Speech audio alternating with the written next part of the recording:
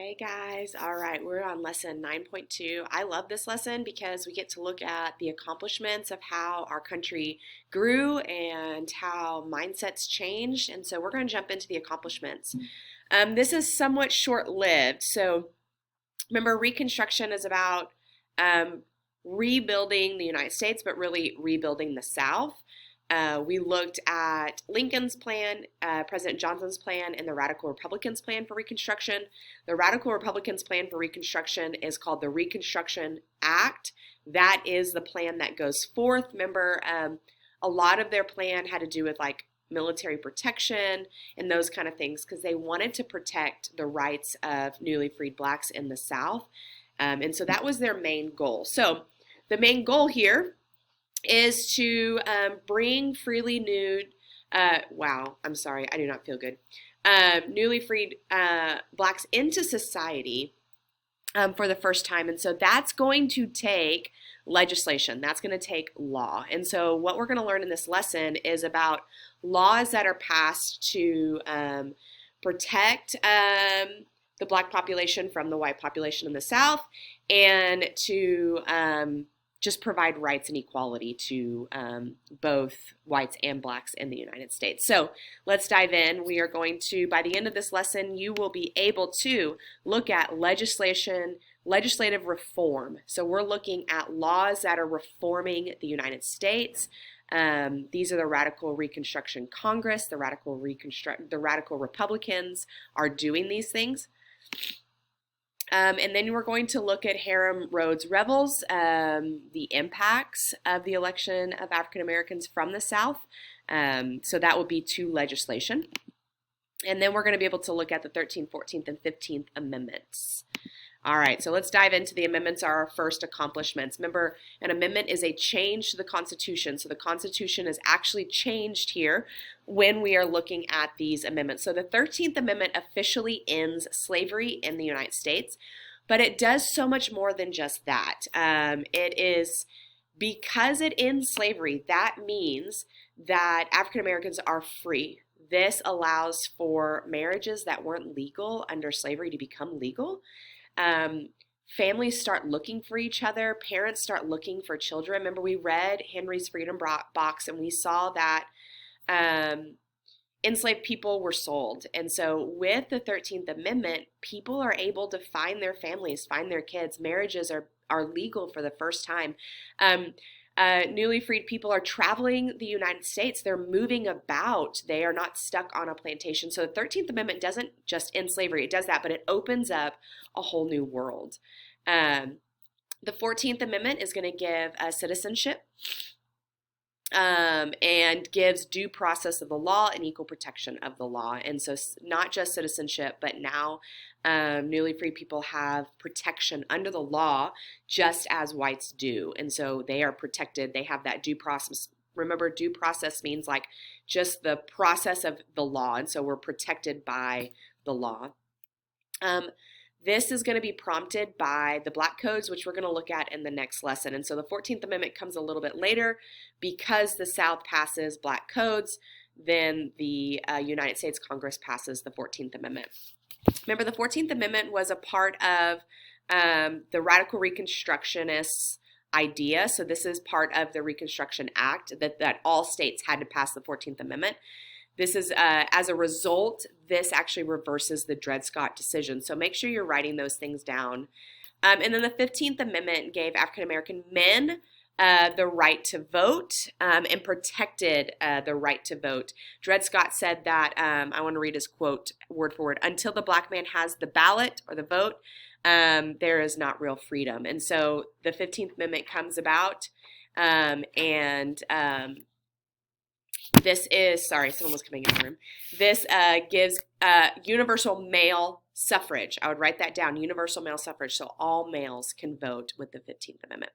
I would maybe circle these because your test is going to ask a lot about social problems, political problems, economic problems.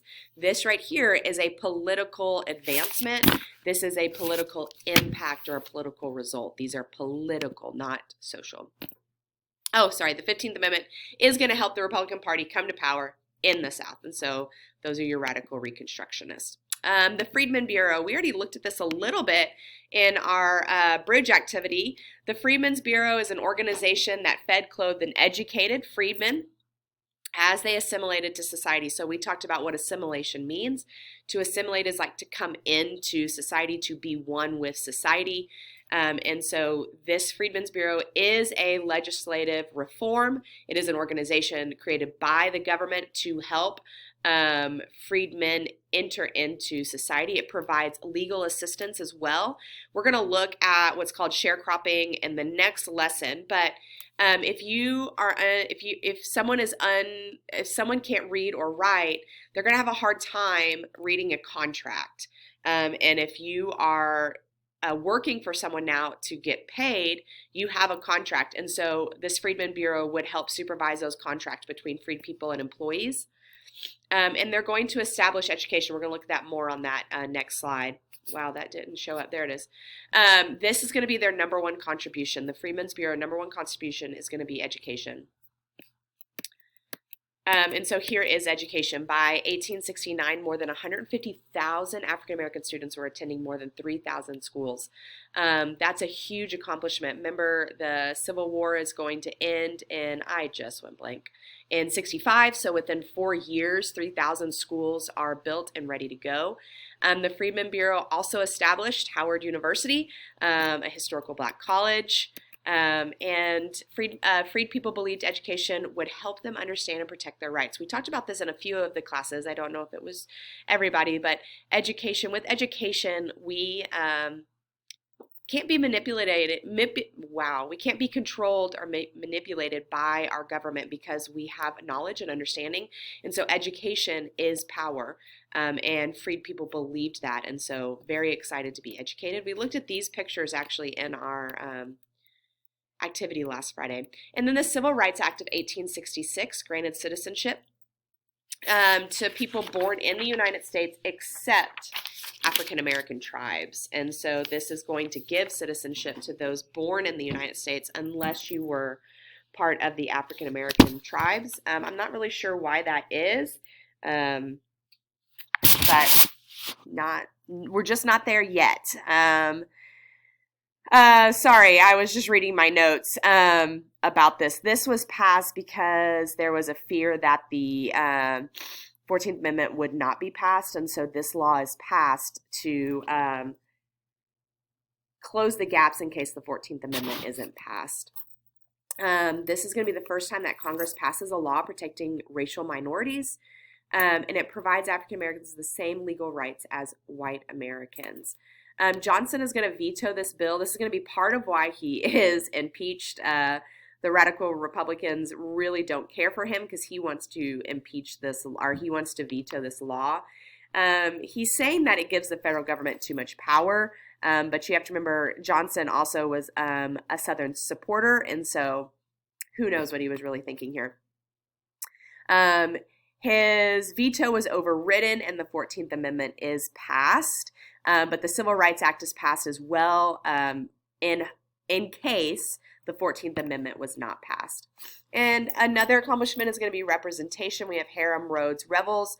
He's going to be your first African American in Congress. He is a senator. He actually takes the seat of Jefferson Davis. So as Jefferson Davis becomes president of the Confederate States of America, he is no longer a senator of the United States. And after the Civil War, Mr. Revels actually takes his seat.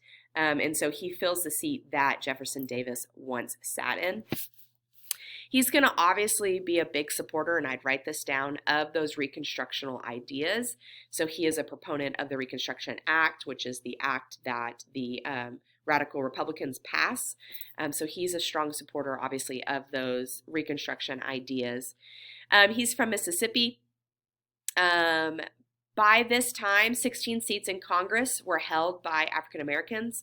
And then for about those 10 years, 67 to 77, about 600 African Americans serve as legislators on local levels. So that would be like Aubrey or Denton, as sheriffs, as city councilmen, all of those kind of smaller legislation. So those are our accomplishments.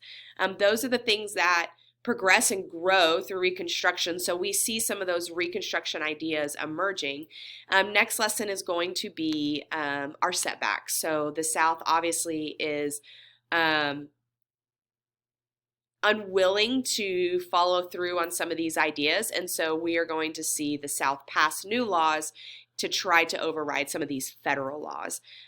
This is your activity, I believe. Let me make sure it's up. Just so you know, this is paper. It's in the back, and you are going to explain each of these policies, peoples, events, and you're going to draw a picture that represents them. And so we're not just going through this as quick as we can. Make sure you draw those pictures to help you remember what these actual things are. So on your test, when you're brain dumping and you get confused between the 13th, 14th, and 15th Amendment, and you're like, wait, what was that Civil Rights Act that she talked about?